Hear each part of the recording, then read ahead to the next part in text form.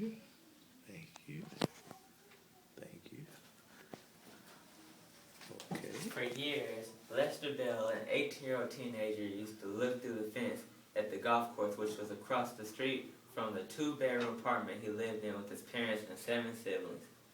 He would imagine what it was like on the other side of that fence, playing on the golf course, away from the crowded apartment, away from the constant fighting between his parents, away from his family's financial struggles, and away from the abuse made worse by his father's alcohol addiction.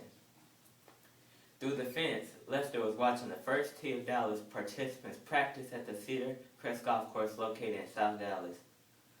Unknown to him at the time, he was looking at his future. One day, the chapter's leader, Chuck Walker, saw Lester inviting him to join the first tee. The coach immediately saw his natural athletic ability and knew he had the potential to excel at golf. However, a few years later, Lester started hanging out with the wrong crowd and turned away from the 9 core values. He stopped going to school and resorted to stealing food and clothes just to survive. He stopped attending the first tee program and no one knew how to find him until one day, when Lester was 16, his coach, Ira McGraw, received a call from the local juvenile court saying that Lester had been arrested. Although the charges were dropped, Lester needed an adult to sign him out. Abandoned by his parents, Lester knew that he could reach out to Coach Ira for help. Coach Ira and his wife not only signed Lester out of jail, but they also became his legal guardians, welcoming him into their home where he lived for the past 2 years. Today, I'd like to talk to you about a very serious problem we face in Dallas, as well as all over the United States: teenagers dropping out of high school. Rick Perry, governor of Texas, noted in the State of the State address earlier this year that Texas high school graduation rates are at an all-time high. Although the graduation rate has moved up from the mid-70s to the mid-80 percentile over the past decade, we need to put more focus on this issue. A high school diploma should be the minimum academic requirement obtained by all teenagers. Let's take a closer look at this problem. You ask, why should I care about the teenage dropout rate in Dallas? I'll tell you why. There's a direct correlation between the dropout crisis and public safety. According to Fight Crime Invest in Kids, an anti-crime organization, over 5,000 police chiefs, sheriffs, prosecutors, and violent survivors, high school dropouts are 3 times more likely to be arrested than high school graduates, and more than 8 times as likely to be incarcerated. According to the high school dropout statistics, as reported by Education Week, a leading contributor on Statistic Brain, blacks who drop out of school have a 60% chance of going to prison. Reports also show that 68% of state prison inmates don't have a high school diploma, and 10% increase in graduation rates has historically reduced violent crimes such as murders and assaults by more than 20%. Increasing graduation rates by 10% will prevent over 3,000 murders and 175,000 aggravated assaults in America each year. These numbers may sound low, but if you or someone you cared about were at risk, the impact is then significant. Without a basic high school degree, your odds of getting a job making more than $20,000 per year are limited if you're lucky enough to even get a job. According to the U.S. Census Bureau, the median income for high school dropouts is about $20,000 per year, compared to $30,000 for a high school graduate and $56,000 for a college graduate.